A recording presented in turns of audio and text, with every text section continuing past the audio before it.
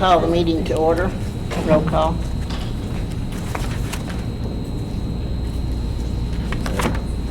Roll call. This action is taken by calling each board member's name with the board member answering present. Mr. Murray. Present. Ms. Wilson. Present. Ms. Higginbotham. Present. Mr. Kazook. Present. And Ms. Wicker. Present. All board members present. Okay. Next, we have public comment. And public comment is not asking questions, it is stating. Well, I don't like won't get here, so I'd like to just suggest things I've been researching through the last year and a half. Let's go with that. What I'd like to do is suggest to you, board, for your school's HVAC system is to install ultraviolet lights. That kills all the viruses, including flu, common cold. That would take care of a lot of the spread in our schools. Mr. Ford and I, we talked about that earlier last week. I think it's a great idea. I can help you guys with that. I can meet with your HVAC guys, try to walk through. He's got experience Yes, with doing that. I think my father-in-law owns a big business, and that's what he's been doing for the last year and a half. Installing the ultraviolet lights.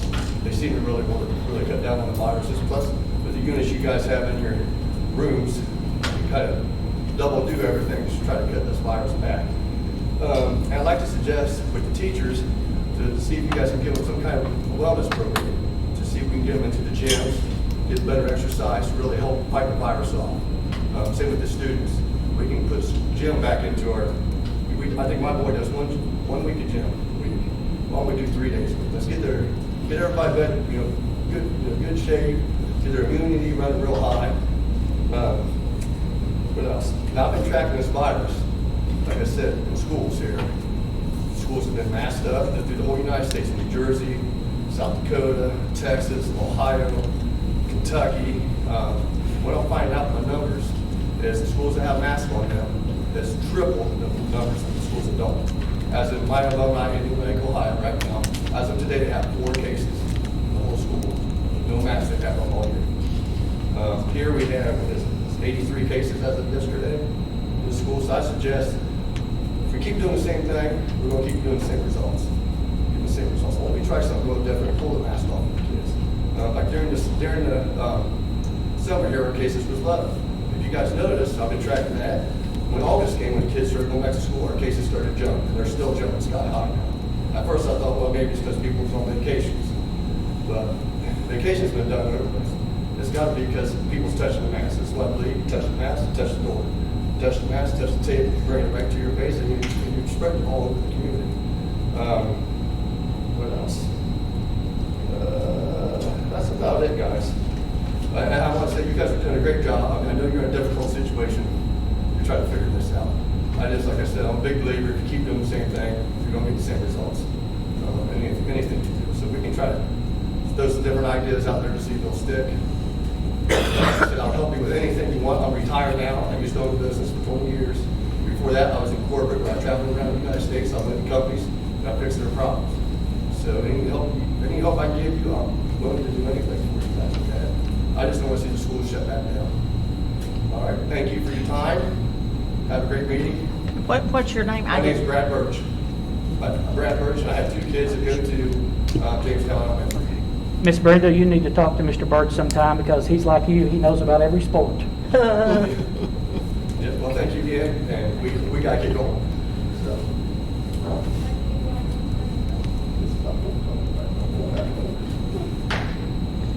Thank you. Anyone else? I would just like to say that both of my kids are in sports right now. This one is playing baseball, and this one's playing football and baseball. There are no masks required for them to play sports. But for 6.5 hours a day, when they come to these school systems, they're required to put them on their face. And that doesn't make sense to me as a parent. Why my kids are allowed to touch the same ball, touch each other, put their hands all over these kids, yet they come to school and they're miserable because they spend more time being told to cover their face than they are getting an education. And I don't understand that. And as a parent, I'm asking you guys to consider our feelings and give us the right to choose what's best for our kids. Excuse me, could you state your name? Rachel Tolar. Rachel. Tolar, T-O-L-A-R. Thank you. Anyone else? Ms. Tanya? I'll say something. First of all, you're trying to get me in the gym, that's a good idea. I should be doing more of it. Both people who've spoken up, I appreciate your viewpoint, and you had some statistics, sir, which from my research, is the exact opposite. Places that mask have less cases. And also, more importantly to me, is if they catch it, because we are having breakthroughs all over the place, they're less likely to go in the hospital, and even more important, less likely to die. With the vaccination, right? With the vaccination. Thank you for adding Yeah, I was that. gonna say with the vaccination. And I do agree with that, with the vaccination. But, and I got one daughter who plays golf, so this is not doesn't mean that it's close contact. And that's a valid point. My response to that would be, outside of the fact you don't like to wear a mask, either you are. But the way it transmits best is not through touching, but that does, but through the nostrils. That's the key point of spreading it and picking it up. Are they I don't know anybody who wants sports to wear that a our mask. kids would play? Are they But mandated at part of my schools? goal It's is- outside. My So daughter that's what I Yeah. thought. Yeah. was forming one of this discussion, and my wife are both immune deficient. So part of the problem is mask does have some effect, some, in not causing the virus to be spread. And that's my concern. We all have individual rights, but in our country, we also have rights to help the community, or at least that's what we're based on. So, I don't quite agree. I'd like to sit down with you and compare my numbers with every school district that I've looked at. Not tonight, because I got ball games, but I would. Well, I don't- Sit down, I don't have time to I have the numbers in Kentucky when the cases did jump up. Well, they That was did. right when August, when we went back to They're school. gonna have their own When meeting. we mandated masks, and when it was touching, and then. Virus is spread. I'm sorry, but So I've been worried about- excuse me, I got two other things. excuse me. And, Unless, that's just- wait, whoa. I'm sorry. So I can tell this. We have to have a little bit of rule in here. Let's go. Mr. Onion, are you through? I am. I just think we need to not only think of ourselves, but we also need to think of our other citizens here. And boy, I can't, you walk into the Kroger, you see that, they wear 8 hours a day. There, I have plenty of people in the shopping center, at Walmart, at the grocery store. Us. I have, in my comment, I'm not saying that I don't believe. Order. Hey, folks. Excuse me. That's my. The questions come this way, not, Yeah, that's my fault. Gentlemen, you're making a comment. Mr. Onion, We're gonna read these deeds because we're. Mr. Onion, Okay, we need- I've never seen anybody wear a mask. If you look around this room, already, we have somebody. Mr. Onion, that's, the directions come up, here, the question, the reason I said comments. that deliberately is I couldn't hear the person speaking forward. But already here, and we've got people who don't have the mask on, or they have to go over their nose. So it's hard to do all the things right all the time. So I hope we do keep the mask mandate, I guess is my bottom line. Okay, thank you. Anyone else? I mean, I want to. Your name? I want, Ryan told what he said. The masks are only effective if they're worn properly, and so you're not gonna be able to control however many kids are in the school system to put their mask on, keep it on, and not touch their face. I mean, we're gonna be spreading it regardless, whether you're wearing a mask or whether you're not wearing a mask. It's how I feel. And I'm sure that there's some parents that went out and they got their children vaccinated in hopes that their child wouldn't have to wear a mask. And, now they're being told, well, everybody has to wear a mask. And at this point, it's like, who gets to decide what's best for their child? Is it the educational system or is it the parents? Because we kind of have to figure out what we're going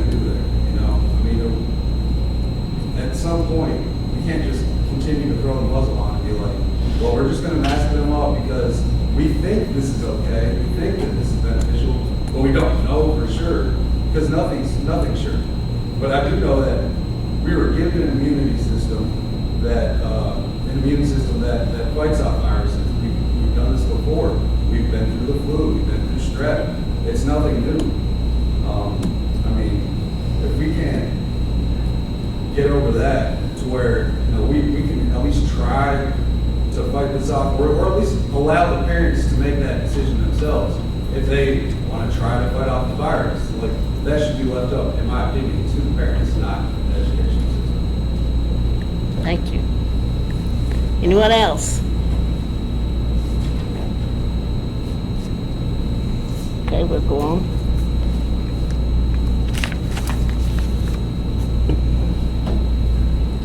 Adoption of the agenda. Of course, Ms. Wicker, this is a special called school board meeting, so the agenda items, we can't add anything to the agenda, and I have nothing to correct or amend on the agenda. So I recommend the agenda be approved as presented. I make a motion we approve the agenda. I'll second Vote. it. Mr. Murray, Yes. Ms. Wilson, Yes. Ms. Higginbotham. Yes. Mr. Kazook. Yes. And Ms. Wicker. Yes. Discussion with possible action, accept or reject bids for Russell County High School A&C paving and draining project. So attached is a bid recommendation, and Mr. Smith is going to talk as well. The base bid came in $159,570.26 above the cost estimates, and the alternate bid, which included 2 coats of the striping, was $7,850, and that was just like an add-on or an alternate bid. I'll talk to that in a minute, but I think if we move forward on this project and we do it right, I would highly recommend that we do the 2 coats of striping. So the total cost of the bids, including the alternate, $673,241.26. That's $167,420.26 above the initial cost estimates, and that's only on the construction side. That doesn't count the engineering and the CM fee. As you recall, the original cost estimate was $505,821.00. So, Mr. Smith, I'll let you kind of talk about it now. And we had a conference call with our KDE consultant on construction yesterday morning. Yes, With this, yeah. We had a call with Mr. Marcus Highlands and KDE yesterday, Mr. Ford and I did, and obviously with this limited scope that we're doing, which is basically just paving, a little bit of earthwork and storm drainage, we only received the 1 bid in each bid category, which paving, that's typical, they're territorial. I mean, if you do paving around here, it's going to be Getty because that's just the way it is. And obviously now with the volatility in the construction market, I mean, that caused the price to go up. The price of oil drives up, paving, it does every day. They guarantee their price for, if they bid it, they'll give you usually 10 days. So that just plays a factor in that. And with the limited amount of bidders for this scope, that's just sometimes a risk that you run into. But with you all knowing that this is something that's very needed on the campus, repaving, this repaves the high school, the drives at the high school, the rear of the high school, it gets the water away from the building, and it repaves all the front of the ANC. So it's something that is very needed on the campus. There is a possibility that he said we could go back, reject the bids, and try to bid it again. That's not saying that they would come in higher the second time because of the volatility and the way the construction market is. It's just the way things are right now. So that's why after talking to KDE, they were okay with it, with the number of bidders we got and the limited scope that it was. They even referenced at times they see the project cost come up to 40% above original cost estimates. And this also, some of us met, and Doug Gooch was with us, the engineer, today regarding the intersection up here, because that is a large amount of the concrete that goes right here underneath this lot. You all know they're working on thinking about ideas for 127. So they ask us, and Mr. Smith and I have already talked about this, if you all do approve this, which you're looking at $75,000 to $100,000 for all of that work that's required at that intersection. Correct, Mr. Smith? Correct. The 3 engineers with the highway department that met with me today, and Jackie was there, and Mr. Wolfers, good meeting, wasn't it, Mr. Crowder? They recommended that even if we did approve that tonight, or you all voted to approve of that, don't do anything with it right now. And we would do it maybe in the spring, in the summertime, because by then, the state would have out their highway plan, and we would know what that impact might be at that entrance. If it didn't impact it, whatever they were going to do with 127, then maybe we would proceed as we have planned. If they were going to, for instance, if they do, I know this sounds crazy, but the roundabout out there, and they had to really walk me through how that may possibly work. And I kind of understand a little bit better. That would encroach further on our property, reducing that $100,000. So that would be money you wouldn't have to spend, basically. Right. So that's why they recommend us to hold on that. And that piece of this construction project, we even have the idea with the packages in, we may even pull that out altogether and it become part of a later scope of work. So there is that possibility. The main purpose of this now is to get the paving and drainage done at the high school that's very well needed. So if I strategically ordered this on the agenda, because I would need you all, if you all approve, to accept the bids. That triggers agenda item 7 with the revised BG1 that reflects the increase in the bids and the CM fee and the engineering fee. And then that would trigger the next one. We would do the contracts to move forward with the whole project. Knowing all along, if we were to pull this out and not do this at the intersection, we would come back with a deduct change order and remove that cost from this project. Having said that, we were funding this with capital outlay funds and the other one. I mean, I hate to do it, and Ms. Carnes hated to do it, but we are in the best position to do it than we've been in several years. We would make up the difference out of general fund to make this project. This is not at all what we wanted to see. We knew from the get-go, Mr. Smith and Doug and Larry and I have talked multiple times that we really didn't know where it would come in at. But I think the need is so great on this campus, and it's not been done in years.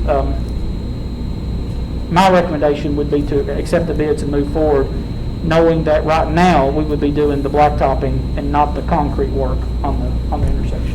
And this is something, if schedule works and weather cooperates, would be done on fall break. The paving in front of the high school, the roadways and all that, we've got about 2 weeks here to get some work done prior to that we need to get done. Some of the storm drainage work, some of the milling of the pavement, stuff like that. We do that in the next 2 weeks.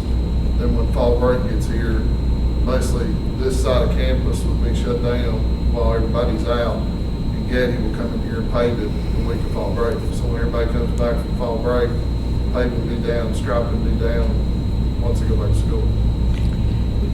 So it's not the middle school? I'm sorry. No, State because bids. that would be impacted Oh, I'm sorry. by Yes, the yes, I'm sorry. construction of the middle school. I'm sorry, what did you say? That would be part of the middle school construction, that paving. If we Oh, did yeah, any paving okay. over there would be a chance that might get thrown up when we do Right, construction over right. there. I'm sorry, So that's Mr. why That's we what I- stopped it I didn't get right here at the high school for now. Now, what about behind? That's Behind still the high enough, school, it would get paved. The road. but not behind the middle school? No, because that, Like around again, the- that would be impacted by, if you do the Construction. construction. on the Yeah, middle and school. tearing down the middle school may impact and mess that up and Right. things like that. But this would have the high school completely clean with new asphalt all the way to In the front of back. the A&C. Yep. And behind the ANC, the parking lot, the high school? Stops right here Yeah. at the sidewalk. Because this little alleyway right here would be impacted with construction of the middle Yeah, school as yeah. well. But it would stop right here.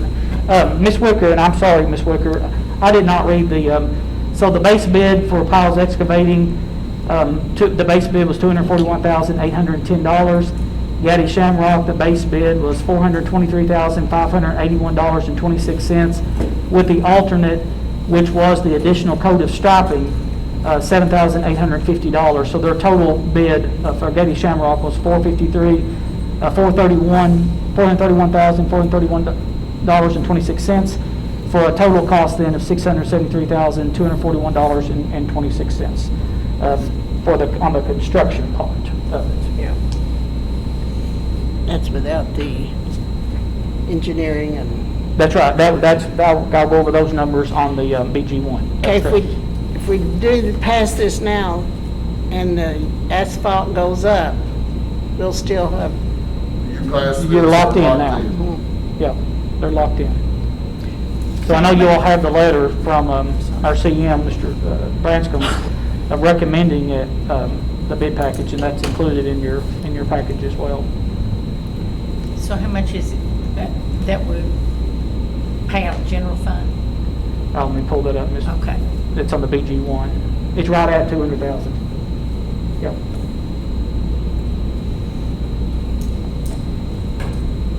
You'll see it when we go, yeah, it's $200,824.16. Before, it was total the excess out of the building fund and the capital outlay funds. And that's on the next agenda item, but. So we've got cash building fund, $336,312 and a nickel. Cash capital outlay, $281,903 and zero. And cash general fund, $200,824.16. And I'll kind of paraphrase what Mr. Highland told us at KDE, because we were really concerned, like Jonathan said, we only have one bid package. And you know how they present. They were fine. They said, you know, if you want to roll with it and make up the difference, they have no issue with it.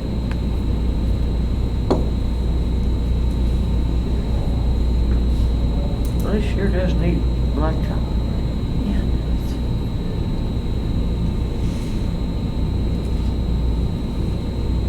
So, I mean, I join you in being disappointed that the bids were that much higher. It just You goes know, up every gasoline day. prices and the petroleum highly impacts this. Yeah.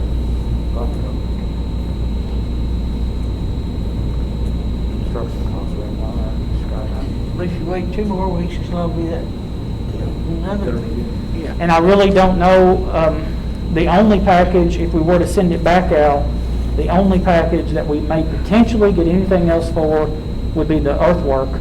But that's probably highly unlikely because like Jonathan said, Gaddy's does the paving in this area, you know. Yeah. Just kind of disappointing to have to, yes, sir. You talk about leaving out the middle school, that's a big area. What now? The middle school, that's a big area. How much blacktop you talk about not being included in this?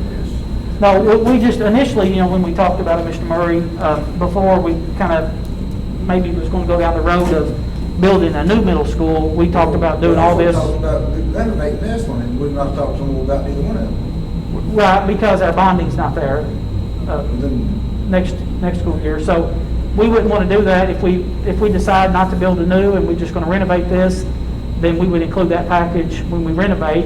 And if the board decides to build onto this A and C for the new middle school, then where we don't go onto the surface area and where we tear down the old buildings, we would pave that with that. We just didn't want to pave anything and then later come back and build and mess up on new pavement. well, yeah, I understand. Yeah. that. There's still a whole lot, I don't know, if we build or whatever, there's not gonna be that much of it interfered with. I mean.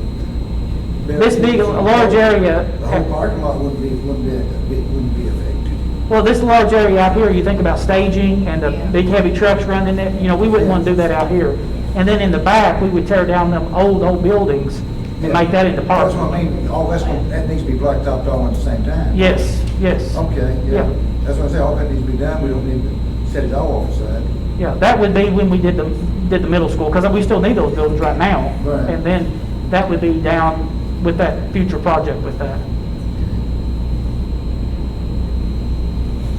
but this will keep the water off the It's gonna be new back. part we just built.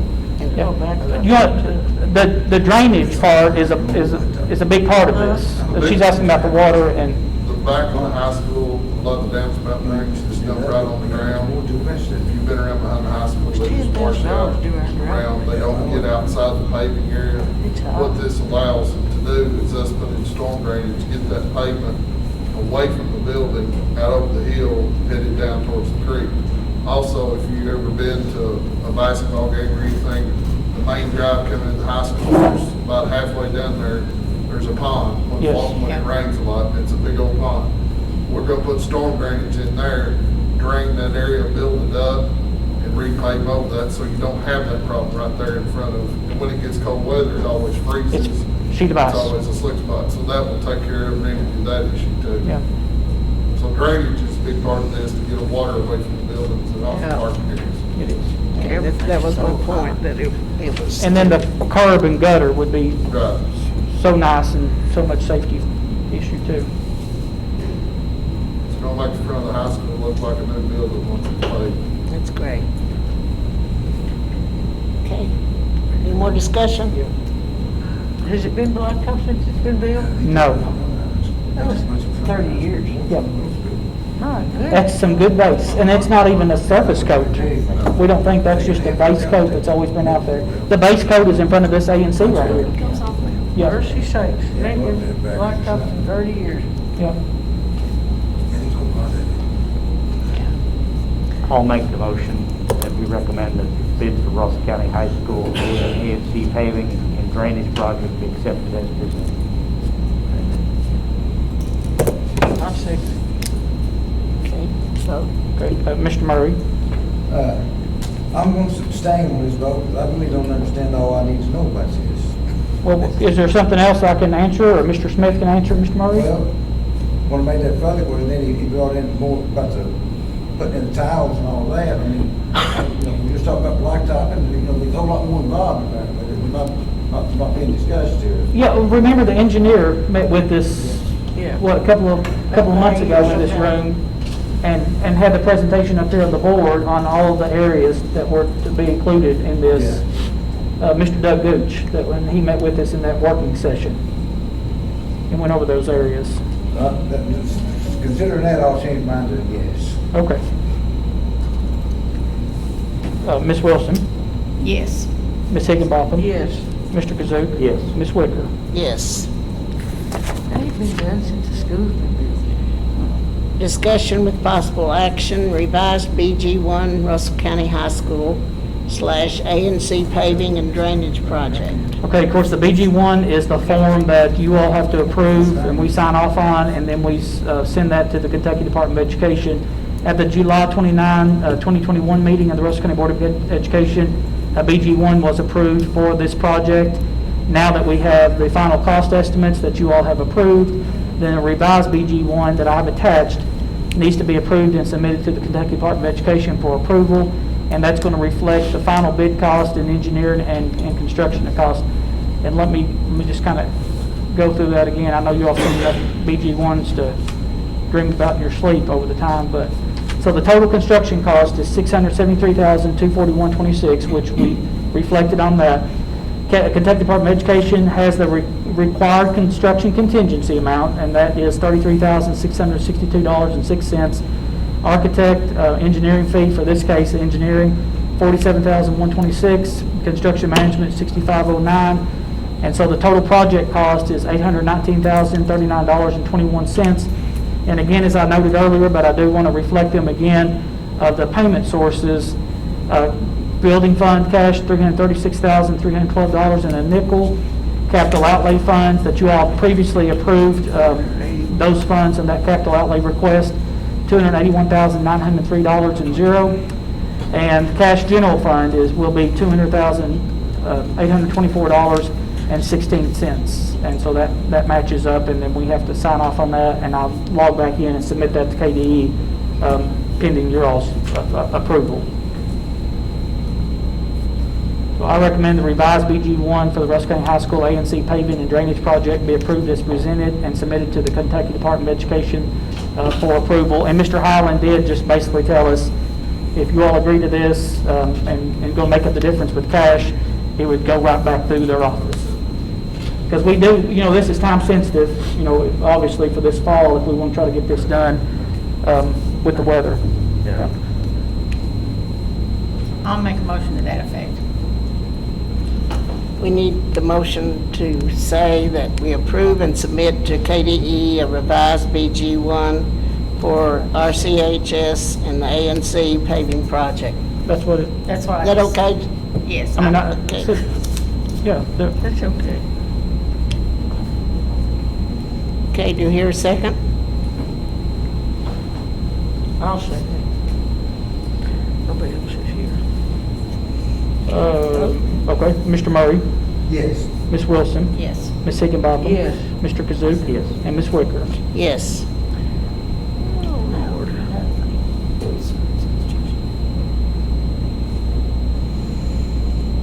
Okay, to go along with that, discussion with possible action, architect and construction management projects, Russell County High School, ANC paving and drainage project. Okay, again, at that same meeting in July is when we selected after the advertisements, Branscombe Construction would serve as construction management and AGE Engineering as consultant for the Russell County High School ANC paving and drainage project.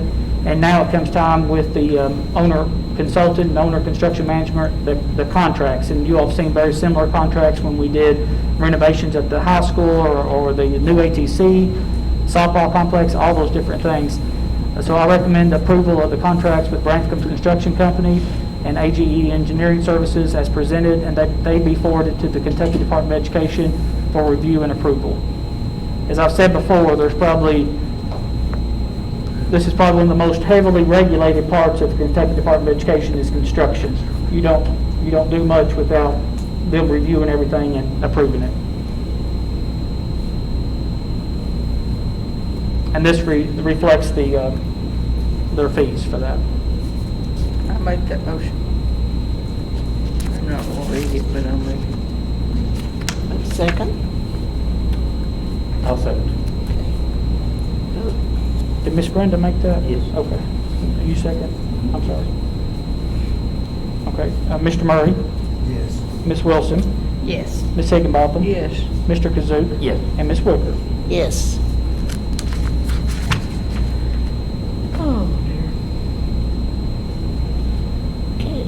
Discussion with possible action, amend Russell County Schools 2021-2022 safe return to in-person instruction and continuity of services plan, school operations plan. I'm going to again reference that July 29th, 2021 special call meeting of the Russell County Board of Education. At that time, that is what our 21-22 safe return to in-person instruction and continuity of services plan was approved. With the Senate Bill 1 that was passed, they did attach a little other verbiage with it, referring to it as the school operations plan. At that time, masks were encouraged but optional, except when students were on the school bus, because that's required by the CDC order, and that's still in effect. The Kentucky Board of Education later passed an emergency regulation requiring masks, but with the passage of Senate Bill 1 on Thursday, September the 9th, 2021, that regulation is null and void, effective Friday, September the 17th. It actually expires tonight, I guess at midnight, wouldn't it, Mr. Hoover? Yeah. So here's some key points. Per CDC order, our masks are still required on the school buses, and our Lake Cumberland Regional College Workforce Center, you all know, is a state-run facility, and because of that, masks are still required there through the Kentucky Tech order. This plan that I'm presenting to you this evening, everybody's aware of my recommendation that the amended Russell County Schools 21-22 Safe Return to In-Person Instruction Continuity of Services Plan includes the following notable changes. Staff, students, and visitors will be continued required to wear a face mask, face covering when indoors. Per previous board action on August the 19th, a virtual academy is an option for some students, and I did note that for some students, because as we had those applications and we've had interviews, if students weren't successful in previous virtual instruction, then oftentimes we have denied that request. Instruction will be provided during student quarantine events, and so they have access to assignments and things when students are quarantined. Test to stay continues to be an option in certain situations per Lake Cumberland District Health Department guidance. We're really anxious to see by Senate Bill 1 that was passed last week, they have ordered, and I think it's either 14 or 15 days, that the Kentucky Department of Public Health has to develop a model test to stay plan that the district will need to review at a future meeting. So we're currently using test to stay. It is only for school exposures, and so if a child, maybe their mother or their father had it at home, test to stay is not an option for that. It's only for when you have an exposure at school and a positive student has then been removed, and so there's not a continuation of being exposed to that. Let me go through some highlights of the plan. So this Senate Bill 1 that passed on September the 9th during the special session, we all are required to have a COVID-19 operations plan which what they affirmed to us that was already our safe return to in-person instruction and continuity of services plan. I know that's a big mouthful, but they said that satisfied that.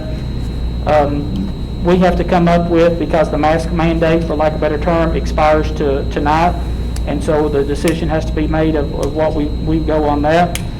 This plan addresses face mask requirements, quarantine procedures, test to stay, random testing, non-traditional instructional days, and remote learning. I want to clarify, because people kind of get the NTI days and the remote learning confused. Russell County School has used 4 days of our NTI days. In the new law, it is very clear that unless you're quarantined, staff do report to school for instruction if I have to go to NTI because of COVID. So if we have a large outbreak again, or I have a number of faculty and staff that are out, and I have to utilize another NTI day or NTI days, then by the law, faculty and staff report to, well, it's absolutely for teachers, and then it's kind of optional for classified staff by the district, but they have to get in their time, so we would require everybody to report. On this is also so important, on the remote learning days, it could be that kindergarten, that I see Miss Renee back there, let's say they have a big outbreak, and we allow them to go to remote learning at that time, because even though that's one classroom, that uses X amount of days of your remote learning days of your 20. So it's not a district, you cannot use, your entire district cannot be utilized for the remote learning days, only for NTI days. Remote learning days are for individual schools, grades, or classes, not the entire district. You cannot do that. So we only have 20 and. You have 20, and they may revisit that come January when they gavel back in. But we have 10 NTI NTI days. days. 4 of those have been used. So we have 6 remaining. And that is when the district can completely be shut down, if we were to get to that. But our faculty and staff numbers they're very manageable right now. So maintain the health and safety. Again, on school buses, that's a CDC order. They're still required. As again, I've already noted, per the Office of Kentucky Tech, all visitors, employees, and students at the state-run Lake Cumberland Regional College and Workforce Center would still continue to be required to wear a mask. And in this plan, and you all already know, my recommendation is to at this time, still include visitors, employees, and students are required to wear a face mask and coverings while in school properties and facilities. I note that this, and I'm certainly open to this. I think it would not be right not to be open to this. But I think, in my opinion, this is, again, my recommendation, Superintendent, if the numbers go down, and, we have such limited cases, then I would be certainly all for revisiting that, and in addition to when the Department of Public Health releases a metric, or we develop a metric that we want to go by. Let's say the county's in green, or maybe, Thursday before that following week, the cases are great and we're in green, so that week I would announce they're optional. And if we're in some other color, I would say that, we're going to continue to mask. So I think we should look at things like that, especially when community case numbers decrease. And of course, our school nurses that are certainly on the front line, they will wear additional PPP equipment for the medical clinics. One thing to keep in mind, quarantine changes when people are not properly masked. It has been, and will continue to be my recommendation as superintendent that we follow quarantine guidelines provided to us by the Kentucky Department of Public Health and the Lake Cumberland District Health Department. I am an educator. I'm not a policy health expert. I'm not, but I can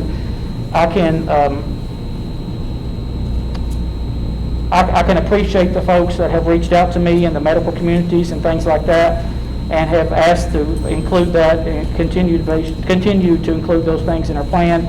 All these things that we have listed here on page 2 are things that are already in effect in the school district.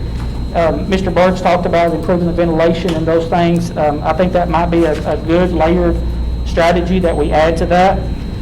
On the contact tracing with the isolation and quarantine, per the guidance that we currently go by, if students are properly masked, mask, they are only quarantined if the positive case is 3 feet or closer to that individual. If it's more than 3 feet, if they're not masked, then that radius extends to 6 feet. That really concerns me. If we're not utilizing masks in our school system, and I think we're all concerned with the number of students that are quarantined and things like that, that number only has to go up, unfortunately, if students are not masked. The flow chart that is included in the back of that page is from it's given to us from the Lake Cumberland District Health Department, provided by the Kentucky Department of Public Health. You all know this, but I am going to repeat it.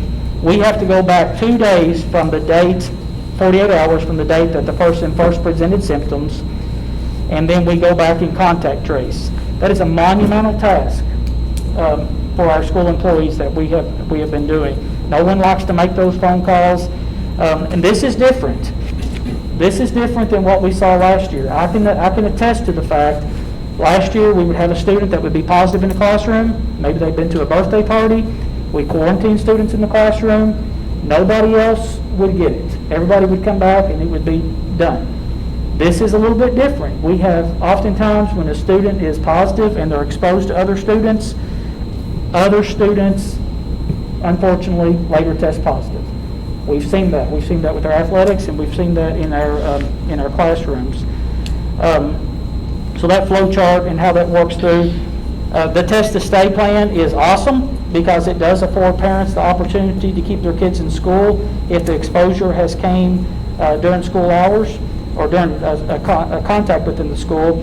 Again, I've noted here that the Department of Public Health, by law, and the law says shall develop a COVID-19 test to stay model plan within 14 days of the effect of this bill. Russell County Schools may implement the model plan in whole or in part to minimize the impact of quarantining non-symptomatic students and staff.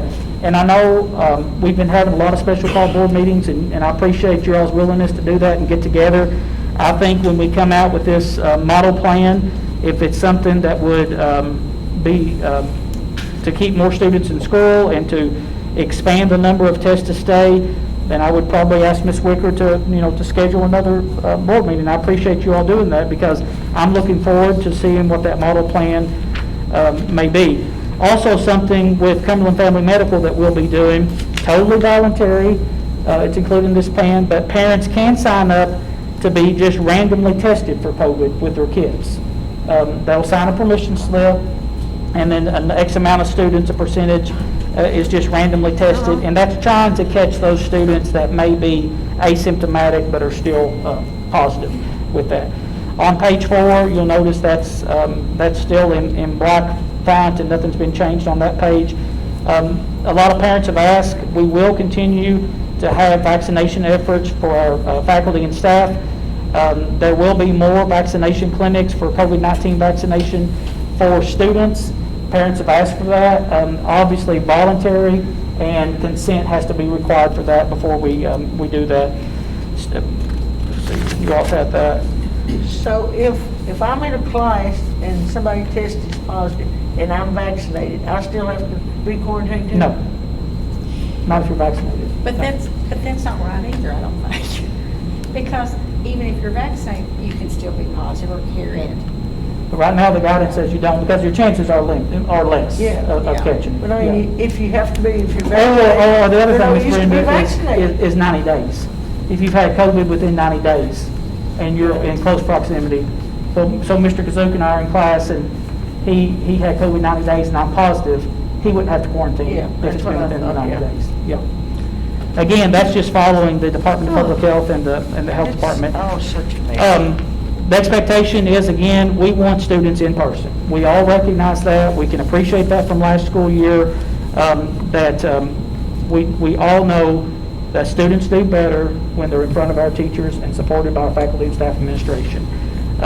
Again, in my opinion, masking will help us do that, especially helping decrease the number of students that have to quarantine. The virtual learning program, that's kicked off now. You all previously approved that. In a couple of weeks, we will be taking additional interviews for that the week of 27th, Ms. McFall. Yeah. And then those students that qualify and meet that, we'll put them on virtual the week after fall break. We have certified educators that serve those students. We do have an interview process for that, and bless the principals' hearts and assistant principals, as busy as they are managing school at any given time, a little long during COVID, they've been jumping in and having these interviews with us, and central office administrators, we've been participating with them as well. I've already went over the NTI. If we were to have to use another NTI day for COVID, like the last time I had to do that, you all know it was because we did not have enough faculty and staff to operate our schools. We could have kept on, and the principals pull from everywhere to try to make that work. I've already talked about the 20 remote learning days. Let's see. Superintendent authorization is required for temporary remote. That's why it's included in this. And the rest of this part is black. We did include the exemptions as an addendum, just like has previously been put out for students that are exempt from wearing face covering. And that last page, A through L, list all that exemption. Some of that may include visitors, depends on what they're doing, or an employee, depends on what they're doing, and maybe a student that has special needs or a medical condition, and then they can get an exemption to wearing a mask. Do you want to speak to the difference in Where the you go? sports? The question already had. That's why. Yeah, so right now, this would be following just what they have had in place previous to this. It is, so inside of school buildings, while we're doing that. I know the principals and teachers, you'll see that a little bit more than what you had in the past. I know I was at Salem today, and Miss Webb was helping to supervise the patio because they had kids eating outside today, just to get some fresh air and being able to do things like that. So increasing those opportunities for students to be taking their masks down and get some fresh air while we're during the school day. So yeah, this would, yes, thank you, Ms. Wicker. This includes during the school day inside the school facilities, yeah. But the mask mandates for sports that are not connected with the school, we have nothing to do with that. No, that wouldn't. If it was some type of travel ball or AU or something. Can I make some comments? Yep. I've just got a lot of studies on masks. I just wanted to go through it, and of course I've gotten a lot of calls that do not like the mask mandate. I understand. And I understand, I don't either. But just some things that I just learned that it really makes me really not want not to have the mask. It's, of course, more moisture retention, the reuse of the cloth mask and poor ventilation can result in the increased risk of infection. Of course, the penetration it goes through, it doesn't, if you don't wear a mask, well, really the only mask that's really effective is that N95, and that's where it's fitted right to your face. And kids do not keep them on. They take them off. That's what the teachers have told us. They take them off, they're in the floor, they pick them up, they take them in the bathroom, they're in the floor, pick them up, put them back on their face. And it's not sanitary, and it's not good. Anytime when they go to eat, they lay it down on the table and they put it back on. So it's not sanitary at all. And if it's not fit on there correctly, if it's fit loose, it's not effective. I will note that Dr. Miles noted at that one board meeting how cloth masks such as what I'm wearing, they do help on the larger particles. So if I sneezed or coughed, Right. those types of things. And of course, the cloth, it's going to have all the infections and stuff on it. They're going to be breathing that. What they've gotten on the floor or in the bathroom. Someone said they pee on them and all this. It just makes me cringe. One of the teachers said they just happened to look on the inside of one of their kids' masks. These were all like elementary alone, and there was mold inside it. You couldn't see it from the outside, and why she looked at it, she didn't. But a lot of them wear the same one every day. They should be washed. Oh, we outside. have. And we have. Yes, we have bought plenty of masks and had a lot done. I know there is. Yes. And the quality and the volume of speech between two people wearing a mask is considerably compromised. And unconsciously, you get closer to them because you can't understand them or don't. And me being a former speech pathologist, how on earth the speech teachers are teaching, helping the kids with the mask, I don't know, it just blows my mind. Then, of course, when they've got the mask on, they're inhaling that air, and of course that air goes in their eyes, and then of course they're they're rubbing their eyes, and that could be infecting themselves too. And it makes breathing more difficult for them. And a lot of the teachers have talked about how they can just tell a difference in the kids now. They just come in and look down. They don't talk. Of course, they don't see a smiling face because your mouth is covered up. The teachers' mouths are covered up, and I have to read lips a lot of times to understand somebody. But anyway, I just wanted to throw that out because I'm not for it. Well, I've had so many calls today, I went to pull weeds out of cactuses. So you know how bored I was, how stressed out I was. I've had texts and calls and things also, but I tell you, I have prayed about it, I have thought about it, I have read about it, and everybody that's ever done any research knows that you can research something and you can find as much one way as you can find the other. Believe me, I've done a lot of it. And so research is not always good, but still, if it makes you feel the way that you think. But I don't see, someone said, you know, why do it and all, why not do it? If it could possibly save someone, if it could save a life, or it could save our kids and keep them in school. Last year it was all, get the kids back in school, get the kids back in school. Well, we got the kids back in school. Okay, let's keep them there. Yeah, the little ones, I wish they didn't have to wear the mask, but they do. And we're just gonna have to be more diligent about giving them new, cleaner masks, maybe every day. But it's worth it to me to keep these kids in school and see that they do learn. And we've lost a year. Well, the And positivity rate went down today, the 8th day in a row. Do you think it'll be soon we'll revisit this? We can revisit this at any time, whatever. You know, and I'll speak too. I've had so many conversations, and I appreciate, I'll say this, you know, the people that have contacted me, parents, guardians, and just to have an opportunity to sit down and really, really discuss it, and we may not disagree, but it can be civil, that has been amazing to me. And I've told them how much I appreciated that. Even people that didn't disagree, because we lack so much conversation in our community. On the flip side of that, and I hate to use this word, but I'm going to, on some facets, I've been almost harassed regarding it. Absolutely. And I hate to use that word. And that's fine too. I realize that. I'm superintendent of schools. I get the big bucks. I get it. That's all part of my responsibilities. But part of my responsibility also include recommending what I feel like, as superintendent, to the best thing for our school districts. At the end of the day, I'm going to implement what 5 school board members tell me to do. And I will do that to whatever direction I'm given.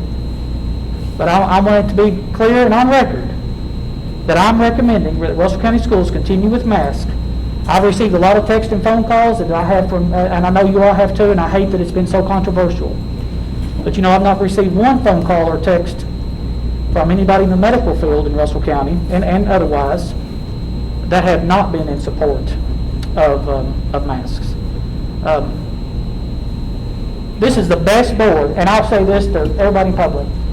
We may disagree tonight, but I wouldn't put this board against anybody, because we have done awesome things for Russell County Schools. And whatever this vote is tonight, we'll carry on and go, yea or nay. And I'll implement, like I said. I'm not comfortable, as superintendent of Russell County Schools, doing anything outside the guidance that Lake Cumberland District Health Department and Kentucky Department of Public Health has advised me Commissioner Glass, our state education commissioner, stated very well the other day in a webcast meeting we had that he can't imagine school district plans are going to deviate from guidance from the Lake Cumberland District, from your local health departments.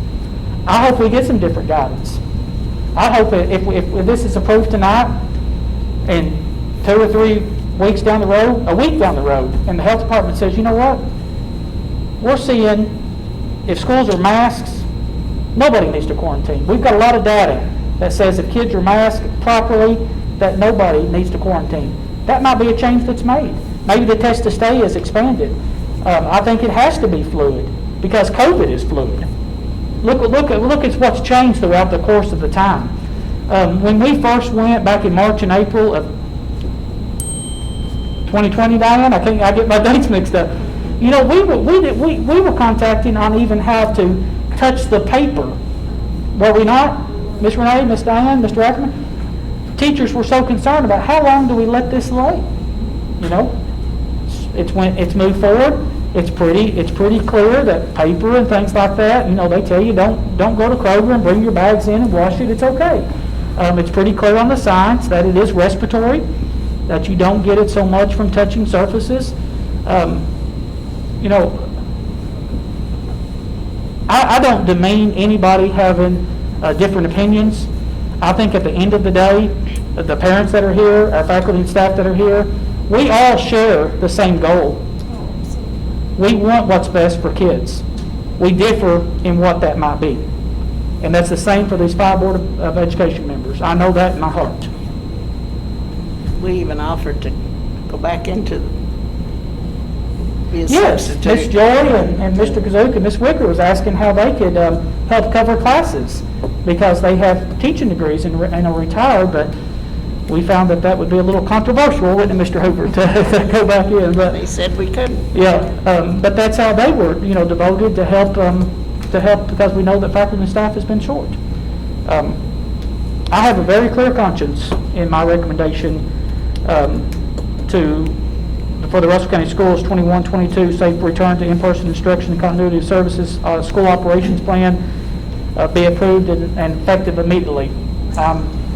I'm comfortable with that recommendation. Is there any other discussion? But I do want to say again, I think we need to revisit it frequently.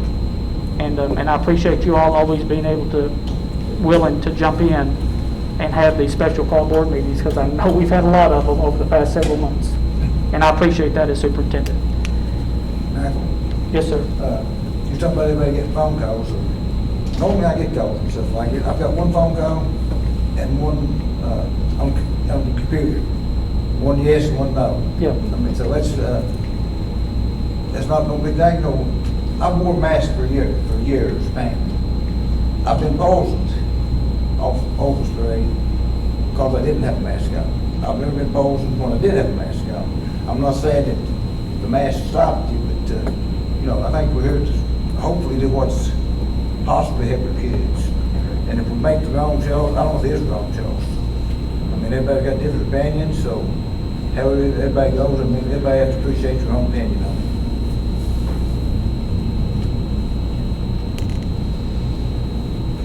Ready for a motion? I'll make a motion, so whatever your conscience. But my motion to amend school operations plans as recommended by the superintendent effective immediately. I'll second.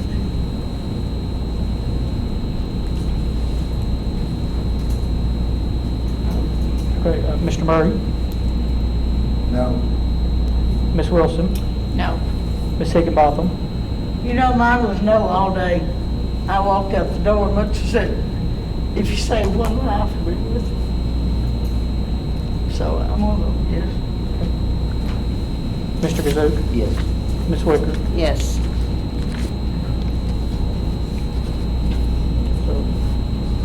Brenda. Ms. Brenda did say yes. So that motion passes.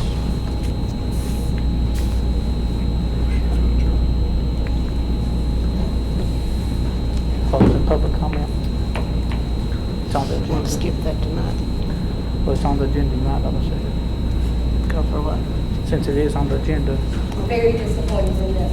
Give them a second to walk out. Who is it? Give them a second. Oh, okay. She said they play ball. Well, they play. Yeah, you can have a second. You got a couple comment, and not motion to adjourn. Is there any other public comment?